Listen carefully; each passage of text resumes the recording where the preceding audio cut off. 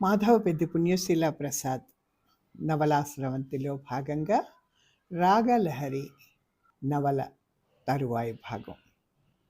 రాజమ్మ ఊరెళ్ళడంతో బదులుగా వచ్చినటువంటి శాంతమ్మ పట్టించుకోకపోవడంతో శృతి రాముతో కలిసి చెల్లెలికి చేసేటువంటి సేవల గురించి చెప్పుకున్నాం. పాపకి ఆ పాలు పడక విరేచనాలు మొదలైనాయి. పక్క బట్టలు మార్చడం, శుభ్రం చేయడం అంతా శృతి చేస్తోంది. చిన్నపిల్లలు భగవంతుడితో సమానం అంటారు కదా. నిర్మలమైన ఆ పసిపాపకి అసహ్యమని కానీ సహ్యమని కానీ తెలీదు. పనివాడు ఇది చూసి వారించాడు. కొంతవరకు శృతి మీద జాలితో ఆ పనులన్నీ తనే చేయడం మొదలుపెట్టాడు. 4 రోజులు గడిచినా పాపకి విరేచనాలు తగ్గలేదు. పనివాడు శృతితో, పాపని డాక్టర్కి చూపించాలమ్మా అన్నాడు. ఎందుకు? మంచి మందిస్తే పాపకి బాగవుతుంది, లేకపోతే తగ్గదా? అవునమ్మా, నాన్నగారికి చెప్తావా? ఓ, శృతి తండ్రి దగ్గరికి వెళ్ళింది. రామ్మా శృతి, స్కూల్కి వెళ్తున్నావా? పాఠాలు అర్థమవుతున్నాయా? బాగా అర్థమవుతున్నాయి నాన్న. ఎప్పుడన్నా అర్థం కాకపోతే నిన్నే అడుగుతాగా. కొంతసేపు స్కూల్ కబుర్లు చెప్పింది. నాన్న, పాపకి బాగాలేదు, ఆసుపత్రికి తీసుకెళ్ళాలి, డబ్బులు కావాలి అంది కాసేపటికి. ఏ పాపకి అన్నాడు యాథాలాపంగా. అదే మన కృతికి. దానికా? మొహం వివర్ణమైంది. ఒంట్లో బాగలేకపోతే పోనీ చస్తుంది, అంతేగా, పీడ వదులుతుంది. దానివల్లే మనకి కష్టాలు. మీ అమ్మని చంపింది అదే. మీ అమ్మ మనకి దూరం అయింది ఆ రాక్షసి వల్లే. అది చావాలి చావాలి చావాలి, లేకపోతే నేనే దాన్ని చంపేస్తాను, అప్పుడే నాకు మనశ్శాంతి. భయంకరంగా ఉన్న తండ్రి మొహం చూస్తూనే హడలిపోయింది శృతి. అప్రయత్నంగానే పెద్దగా ఏడ్చేసింది. అంత కోపంలో ఉన్న చరణ్ శృతి ఏడుపు విని కరిగిపోయాడు. శృతిని గుండెల కదుముకొని తను ఏడ్చేశాడు. ఇంకేం మాట్లాడలేదు శృతి. తర్వాత కిందికి దిగి వచ్చేసింది. పనివాడితో తండ్రి డబ్బులు ఇవ్వలేదని చెప్పింది. రాము చాలాసేపు ఏదో ఆలోచించి తర్వాత చటుక్కున లేచాడు. ఇంట్లో దేంట్లోనో ఒక మూలన ఉన్న కాసిని గసగసాలు తెచ్చాడు. వాటిని మెత్తగా నూరి నీళ్లల్లో కలిపి పాపకి ఒక స్పూన్ పట్టాడు. అట్లాగే రోజుకి 3-4 సార్లు చేస్తూ వచ్చాడు. ఆ తర్వాత కాస్త నిమ్మళించింది పాపకి. నీకు ఈ మందు ఎవరు చెప్పారు? శృతి అడిగింది, ఎంతో గొప్పవాడిని చూసినట్టుగా పనివాడిని చూస్తూ. వాడు దానికే మురిసిపోతూ, మా అమ్మ ఎప్పుడో మా తమ్ముడికి ఇట్లాగే పోస్తూ ఉంటే చూశాను, అందుకే తెలిసింది. డబ్బులు ఇస్తే కానీ డాక్టర్లు రారా? పోన్లే, మనమే తయారు చేశాంగా మందు అంది శృతి. ఏమైనా పాపకి బాగవుతున్నందుకు సంతోషించింది శృతి. ఆ తర్వాత స్కూల్కి వెళ్ళినప్పుడు హెడ్ మిస్ట్రెస్తో మాట్లాడుతూ ప్రత్యేకంగా పనివాడు చేసిన వైద్యాన్ని పొగుడుతూ చెప్పింది. హెడ్ మిస్ట్రెస్ ప్రతిరోజు శృతిని కూర్చోబెట్టుకొని కాసేపు కబుర్లు చెప్పి తర్వాత పంపిస్తుంది క్లాస్కి. ఆ కబుర్లలో ఎక్కువగా జీవితంలో కష్టాలు, బాధలు ఎన్ని రకాలుగా ఉంటాయో, అవన్నీ మనుషులు ఏ విధంగా అనుభవిస్తారో, అసలు కష్టాలు వస్తే ధైర్యంగా ఎట్లా ఎదుర్కోవాలో ఆవిడ చెప్తూ ఉండేది. ఏ కష్టం వచ్చినా, ఏ నష్టం వచ్చినా అన్నీ మన మంచికేనని అనుకోవాలని చెప్పేది. ఎంత కష్టంలోనైనా, ఎంత క్లిష్ట సమయంలోనైనా ఎక్కడో ఒక చోట తేజోరూపంగా, రేఖామాత్రంగా దేవుడి సహాయం ఉండనే ఉంటుందని, అది మనం గ్రహించాలని బోధించేది. అన్నింటినీ అమాయకంగా వింటూ ఉండేది శృతి. అన్నింటినీ అర్థం చేసుకోవడానికే ప్రయత్నించేది. ఆవిడ చెప్పే మాటలన్నీ శృతి మనసులో అర్థమైనంత వరకు పనిచేస్తూనే ఉండేది. అందుకనే హెడ్ మిస్ట్రెస్తో ఆ విషయం చెప్తున్నప్పుడు శృతి తనంతట తనే అన్నది, ఆ టైంలో మా పనివాడికి ఆ ఐడియా రావడం దేవుడు చేసిన సహాయమే కదా మిస్. అవునమ్మా, నువ్వు అన్నది నిజం అని ముద్దు పెట్టుకుంది ఆవిడ. శృతి ఇప్పుడు తనంతట తనే రెడీ అవుతున్నా ఎంతో క్లీన్గా, నీట్గా, ముద్దుగా ఉంటుంది. పాపకి 3 నెలలు వెళ్ళాయి. చరణ్ పూర్తిగా కోలుకోకపోయినా కొద్దిగా నయమే. ఇప్పుడు వారానికోసారి డాక్టర్ దగ్గరికి తనే మాట్లాడి వస్తున్నాడు చరణ్. ఆయనతో మాట్లాడి వస్తే ఏదో రిలీఫ్గా ఉండేది చరణ్కి. చరణ్ పై ఆఫీసర్ డాక్టర్తో మాట్లాడి ఆ తర్వాత వారం నుంచి చరణ్ని ఆఫీస్కి రమ్మన్నాడు. కొంత ఆఫీస్ పని ఆ ధోరణి ఉంటే మనసుకి మార్పు ఉండొచ్చని. చరణ్ ఒప్పుకున్నాడు. డాక్టర్ కూడా సరేనన్నాడు. ఆఫీస్కి వెళ్ళి రావడం మొదలెట్టాడు చరణ్. ఆ రోజు శృతి ఇంకా బడికి నుంచి అప్పుడే వచ్చింది. పాప నిద్రపోతోంది. శాంతమ్మ ఇంకా రాలేదు. చరణ్ కూడా ఆఫీస్ నుంచి రాలేదు. రాము శృతికి బోర్మిటా కల్పించాడు, తాగింది. శాంతమ్మ దొంగతనం సంగతి అర్థం కాకపోయినా శాంతమ్మ రాజమ్మంత మంచిది కాదని శృతి గ్రహించేసింది. అందుకే పనివాడితో, చూడు రాము, పాపని నువ్వు చూస్తూ ఉండవా రోజు? నేను వచ్చేదాకా నువ్వు చూస్తూ ఉంటే నేను వచ్చాక నేను చూసుకుంటాను. నాన్నని అడిగి నీకు ఎక్కువ డబ్బులు ఇస్తాగా అంది. ఆ పసి మనసులో ఏముందో అర్థం చేసుకున్న రాము సరే అన్నాడు. పల్లవి ఉన్నప్పుడు పనివాడు రాముని సొంత కొడుకులాగా చూసుకునేది. శృతితో సమానంగా ట్రీట్ చేసేది. ఆ కృతజ్ఞత వాడిలో ఉంది. అందుకే శృతిని, పాపని, చరణ్ని కూడా ఎంతో జాగ్రత్తగా చూసుకుంటున్నాడు. మరీ ఈ మధ్య రాజమ్మ వెళ్ళినప్పటి నుంచి ఇంకా ఎక్కువ శ్రద్ధగా చూసుకుంటున్నాడు.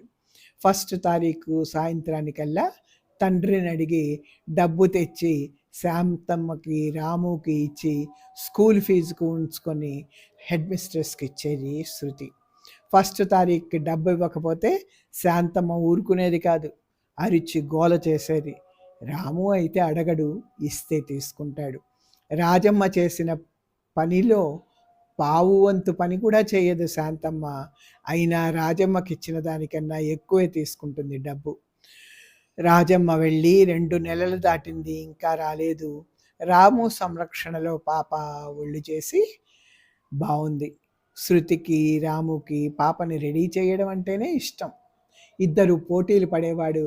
ఇద్దరిని చూసి బోసి నవ్వులు నవ్వేది పాప. చరణ్ ఆ 3 నెలల్లోనూ పాపని చూడనైనా చూడలేదు. శాంతమ్మ అసలు పాపని వేలేసి ముట్టదు. పాపని చూడ్డమే మహాపాపం అన్నట్టు మెటికలు విరిచేది. పైగా తల్లిగండం పిల్ల అని బిరుదును కూడా ఇచ్చింది పాపకి. ఇంట్లో జరిగే వాటికి మరికొన్ని చేర్చి కల్పించి ఇరుగు పొరుగులకి చెప్పడం ఉండనే ఉంది ఆమెకి.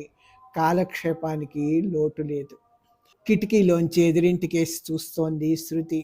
ఎప్పుడైనా తోచనప్పుడు అట్లా చూస్తూ ఉంటుంది శృతి. ఆ ఇంట్లో అంతకు ముందు వరకు ఒక భార్య, భర్త, ఒక పిల్లాడు ఉండేవారు. వాళ్ళు ముగ్గురు కలిసి కబుర్లాడుకోవడం, టీ తాగడం, భోజనం చేయడం, మోటార్ సైకిల్ పైన తిరగడం, వాళ్ళిద్దరూ వెళ్తుంటే ఆవిడ చెయ్యి ఊపుతూ వాళ్ళని పంపించడం, సాయంత్రం గార్డెన్లో 3 కుర్చీల్లో కూర్చొని రేడియో వినడం అన్నీ చూస్తూ ఉండేది. అట్లా చూస్తూ ఉన్నప్పుడు అమ్మ ఉన్నప్పుడు నేను, నాన్న, అమ్మ అట్లా ఉండేవాళ్ళం కదా అనే ఆలోచన తలపుకొచ్చి కళ్ళ నీళ్లు తిరిగేవి. ఇప్పుడు అమ్మ లేదు, నాన్న మాట్లాడడు, చెల్లికి మాటలు రావు, శాంతమ్మకి కోపం, రాజమ్మ లేదు. రాము ఉన్నాడుగా, నేను రాము ఆడుకుంటాం. కొన్నాళ్ళకి పాప పెద్దదవుతుంది. అప్పుడు నేను, రాము, పాప కలిసి ఎన్నో ఆటలు ఆడుకోవచ్చు అనుకుంటూ వస్తున్న కన్నీటిని గట్టిగా తుడుచుకునేది శృతి. హెడ్ మిస్ట్రెస్ చెప్పిన లేని దానికి విచారించకు, ఉన్నదానికి సంతోషించు అనే మాటలు జ్ఞప్తికి తెచ్చుకుంటూ ఉండేది. మొన్ననే ఎదురిల్లు ఖాళీ చేసి ఆ పిల్లాడు, తల్లి, తండ్రి ఎక్కడికో వెళ్ళిపోయారు. ఆ తర్వాత 15 రోజులు ఆ ఇల్లు ఖాళీగానే ఉండేది. శృతికి ఆ ఇంటిని చూస్తే ఏంటోగా ఉంది ఇప్పుడు. ఆ విధంగా చూస్తూ ఉన్న శృతి కళ్ళకి ఎదురింటి ముందు ఉన్నట్టుండి సామానుతో ఒక పెద్ద లారీ ఆగడం కనిపించింది. ఆ వెనుకనే ఒక ట్యాక్సీ ఆగింది. అందులో నుంచి మొదట దాదాపు శృతి వయసున్న పసిపిల్లని ఎత్తుకున్న ఒక అమ్మాయి దిగింది. ఆ అమ్మాయి పెద్దమ్మాయే, అమ్మంత ఉంది అనుకుంది శృతి. ఆ వెనుకనే బిలబిల్లాడుతూ 4 పిల్లలు దిగారు. వాళ్ళల్లోకి పెద్దది ఆడపిల్ల, శృతి కన్నా పెద్దదిగానే ఉంది. మిగిలిన ముగ్గురు మగపిల్లలు. వాళ్ళ వెనకే ఒక లావాట ఆవిడ దిగింది. ఆవిడ వెనకే ఒక బక్కపలచన ఆయన దిగాడు.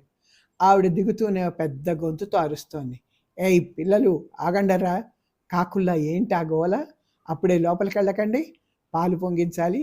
ఒసేయ్ గీత, పోవే, ఆ ఏర్పాట్లు చూడు, నుంచుంటావే అని అరిచి పోబోతున్న ఆ అమ్మాయిని ఆపి, ఇదిగో, అరే రే పిల్ల, దాన్నెక్కడికి, ఇటివు, అయ్యయ్యో ఒళ్ళంతా వేడి అని ఇంకా ఏదేదో అరుస్తూ ఆ అమ్మాయి చేతిలో ఉన్న పసిపిల్లని లాక్కుంది.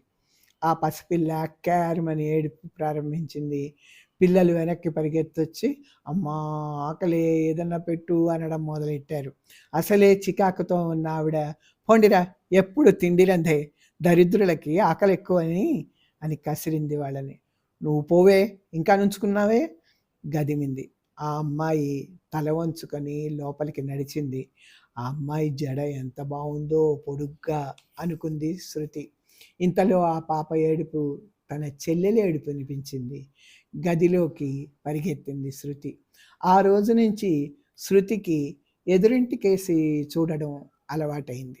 ఒక వేడుకగా ఉంది. ముందు గదిలో ఉయ్యాల వేళ్లాడగట్టారు. ఎదురింట్లో ఆ అమ్మంత అమ్మాయి వాళ్ళ పాపకి నీళ్లు పోసి తెచ్చి అక్కడ ఏదేదో పొగ వేస్తుంది పొద్దుటి పూట.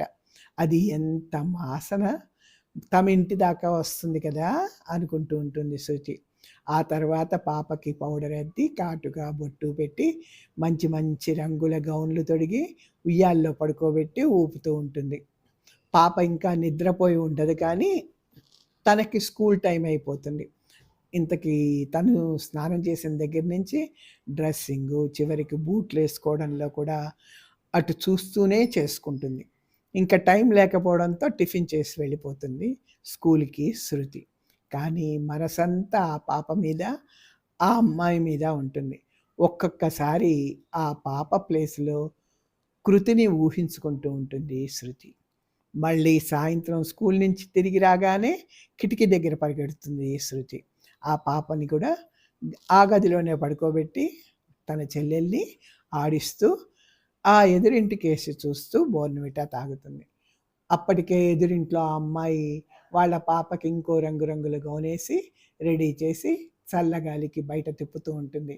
కాసేపటికి ఆ పాప నిద్రపోతుంది. పాపని ఉయ్యాల్లో పడుకోబెట్టి లోపలికి వెళ్ళిపోతుంది ఆ అమ్మాయి. ఇంట్లో పని ఉంటుందేమో, తనకి కనపడదు చాలాసేపటి దాకా. పనులన్నీ చేస్తూ ఆ అమ్మాయే కనపడుతుంది, కానీ ఆ పెద్దావిడ కనపడేది కాదు. అరుపులు మాత్రమే వినపడేవి.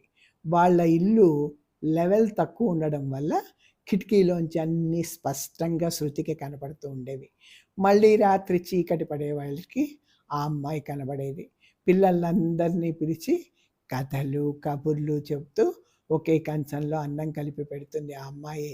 ఆ దృశ్యం చూడడానికి ఎంతో బాగుంటుంది శృతికి. తమకి కూడా అట్లాంటి అమ్మాయి ఇంట్లో ఉంటే ఎంత బాగుంటుంది అనుకుంటుంది. లేదా తను కూడా ఆ పిల్లల్లో ఒకటై ఉంటే ఎంత బాగుండేదో అనుకుంటుంది రోజు. ఆ తర్వాత పిల్లలందరికీ వరండాలో పక్కలేసి పడుకోబెట్టి కథలు చెప్తూ నిద్రపుచ్చుతూ ఉంటుంది ఆ అమ్మాయి. పెద్ద పిల్లలు చదువుకుంటారు, చిన్న పిల్లలు పడుకుంటారు. వాళ్ళంతా నిద్రపోయేసరికి పసిపాప లేచి ఏడ్చేది.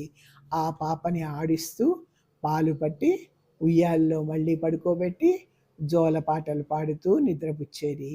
ఆ పాటతో పాప ఎంత ఏడుస్తున్నా ఏడుపు ఆపి వినేది. ఆ పాట ఎంతో తీయగా హాయిగా ఉండేది.